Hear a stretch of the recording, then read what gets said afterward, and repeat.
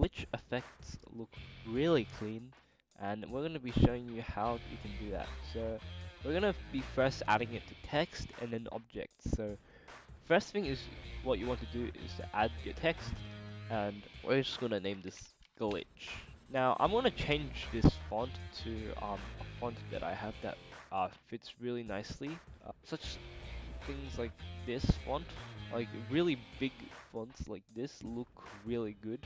But we're gonna go with this um, one called, if I can find it. So yeah, what we're gonna do first is we're gonna duplicate this 2 times. So we're gonna put one on the side and like this. So we're gonna change the color of both of these to their designated colors, which is hot pink and light blue. And now we're gonna just put this on top of the original text, and it should snap on correctly. And now what we're gonna do is to move it to the right 2 pixels. If you're on computer, you can use the arrow keys, and if you're on mobile, you can use the adjust tab, which has the like nudge option. So yeah, we're gonna nudge it 2 pixels to the left, 1, 2, and now we're gonna bring this behind the original text layer, and yeah, we're gonna do the same thing but to the right with the hopping. So 1, 2, and then just drag it below. And yeah, that looks pretty good. But if you want a bit more depth, click on your pink color layer and just move it up 1. And for the blue, just move it down 1. And yeah, that just looks pretty nice. So now moving on to objects, we're gonna just find a random. A few minutes later. Alright, so we're gonna do the exact same thing. We're gonna just create another one, duplicate this again, and yep, this. And we're gonna just move it to the right, 1, 2, and move it down, move it up 1, and just drag this below, and 1, 2, and 1, and yep, drag this down below. And a cool thing to know that for objects, you can actually do something called blending. So you can just, this has pretty sure it was screen, yeah, to give it a more of a like glitch feel. So yeah, that's something to consider. And we're gonna group this by dragging it over it. And this applies for mobile and this computer. So yeah, and that's looking really nice. And yeah, we can just position this. And yeah, that looks really nice. We're going to be teaching you how to add strokes to special icons and stuff. So we're going to get started in shapes. So if you don't know already, but all the basic shapes the app already gives you actually has a stroke around. You can actually, yeah, there's a border option right here, and that's really nice, right? However, you're like, I want to upload one of my own photos, such as this Kira Yoshikage that I have in my files. So I want to add a stroke around this, but how do I do this? So this is a very easy way to do it. So what you're gonna do is to duplicate this, otherwise Control D, right? And you're gonna want to line him up same place. Now you're gonna press filters, and you're gonna press duotone and make both of these colors white. So it'll just be completely filled with white. Now you're just gonna drag it on top of him. Use your arrow keys if you're on computer. If you're on phone, press adjust, and there should be like a few arrow keys to move it around. So yeah, we're gonna move this to the left 4 pixels, and we're gonna just here drag this layer down. In mobile device, you can there's an option to change the layer order. So when you're here, you can see there's a bit of a stroke out here, but it's not really lined up correctly. So we're gonna go back in 2 more pixels, and yeah, you can just adjust this accordingly until it feels that like it's good. Duplicate this a few more times, and I've just messed up. Duplicate this 4 times, so there's 4 copies, because there's 4 directions in total. So line this up again. The order behind.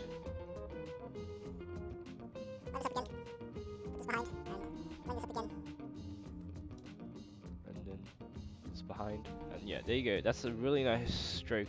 And then once you finish with the stroke, select all of them by dragging all of them, and then just press group, and yeah, right there. And yeah, that's gonna be a really nice stroke. And now if you resize it, it's really nice. This is really effective to make text color stand out a bit more and to give text more uniqueness and to make your thumbnail stand out. Let's get started. So we're gonna need to use the background function. Otherwise, you can get your own free gradients like images off the internet. But for this showcase, we're going to be using the backgrounds tab in Adobe Express. We will be looking for gradients. So if you just type in gradients here, find a bunch of cool gradients. And yeah, we're going to be going for a reddish feel. So maybe we're going to go for these. And just in case you don't know, images or these backgrounds that have this crown, the symbol means that it requires premium, and I'm using my premium account, so that means I can use them.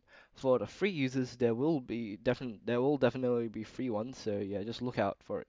So we're gonna choose our gradient and we're gonna press move freely. Once our thing is loaded, we're just gonna adjust this to our liking. So we're first gonna rotate this 90 degrees, and now we're gonna create our text. So and text could be anything, and for this tutorial, we're gonna go with gradient and just drag it along the middle like this. And now we're gonna press this shape button. Now, the default shape will be this first option, and we are going to be using this first option. And for the shape color, it doesn't really matter. You could do anything, but I might go for like a lighter orange color. Alright, so now we're gonna go for this option, which is expand the shape. We're gonna do this to at least 15.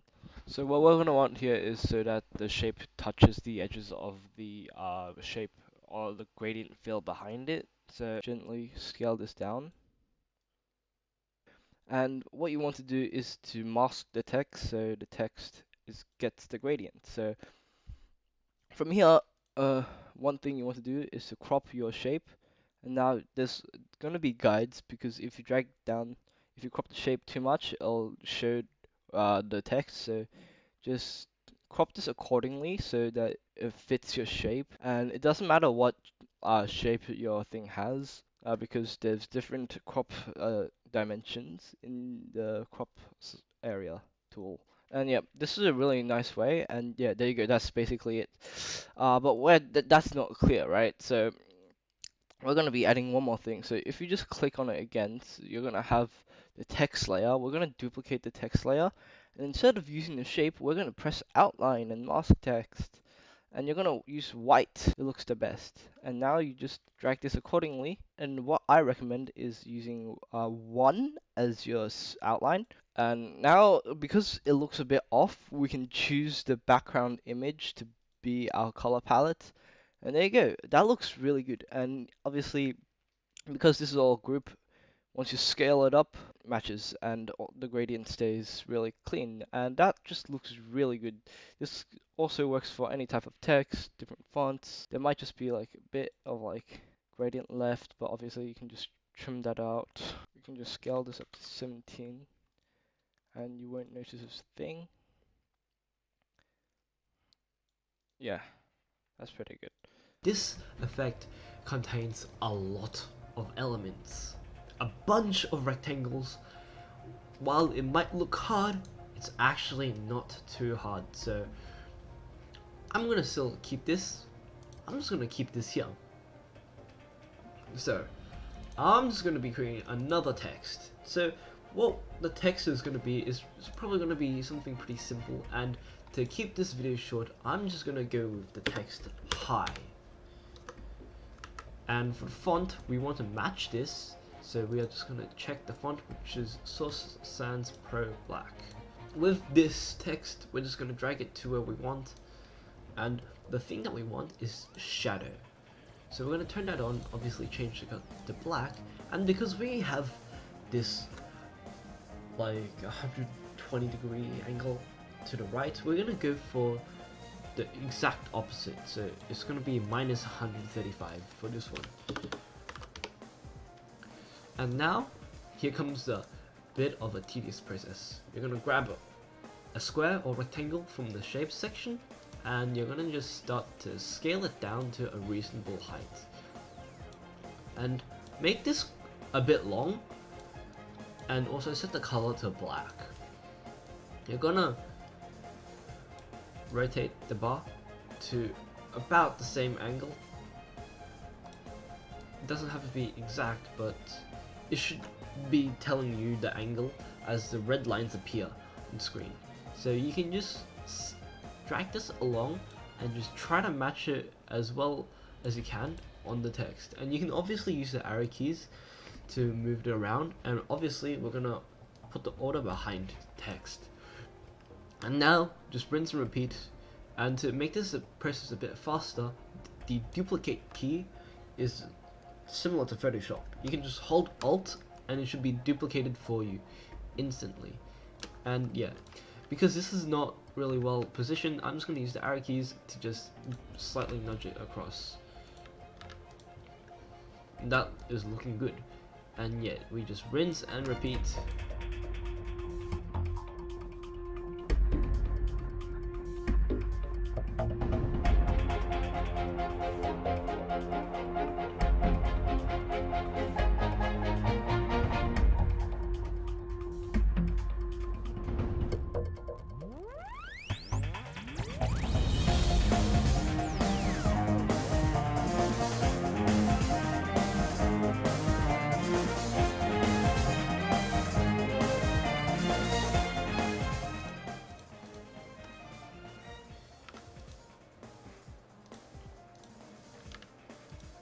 And yeah, there you go. While this like tiny bit doesn't look good, you can obviously just duplicate one more and just adjust it so it fits.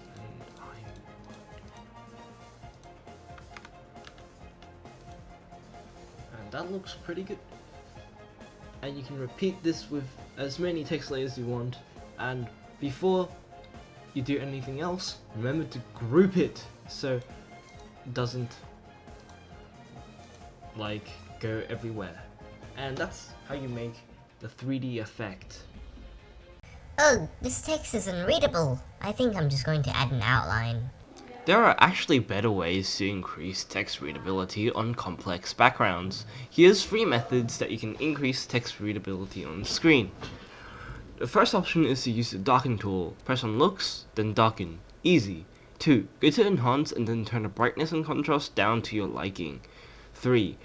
If those two are still not enough to increase readability, try blurring the background slightly. I'd recommend something around 15. This is how to make a drop shadow in Adobe CC Express. Firstly, there are a few exceptions regarding drop shadows in Adobe CC Express. You see, the blur function can be only applied to images, so icons found in the library cannot be used. In our case, I'll be using my design company logo. First, we're going to duplicate it. Now put it aside. With the first image, click looks and then blur. Set the blur to be at least 50. Also, set the look to be darkened.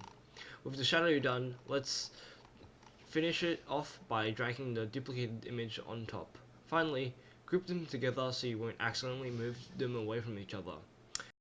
Today we're going to be teaching how to do an outer glow effect in Adobe Express. So this only works for images and design assets, and this is just a random selfie I got. So yeah, let's begin. So this is going to be similar to the outline video, so we're just going to duplicate it and then go into looks, do a tone, and then we can just choose a random color palette. We're just going to align it on top and then just nudge it across by a few pixels. And then what you want to do is to take the blur and shove it to the max. And now you're just going to unorder it, and yeah, that looks sick. And you're just going to do it again on the other side, like so, to make it look nice. And yeah, that's a really cool outer glow effect. How does blending work in Adobe CC Express? Well, we got our 3 main options, which is normal, multiply, and screen. Multiplying is to darken colors of an image to the underlying layer.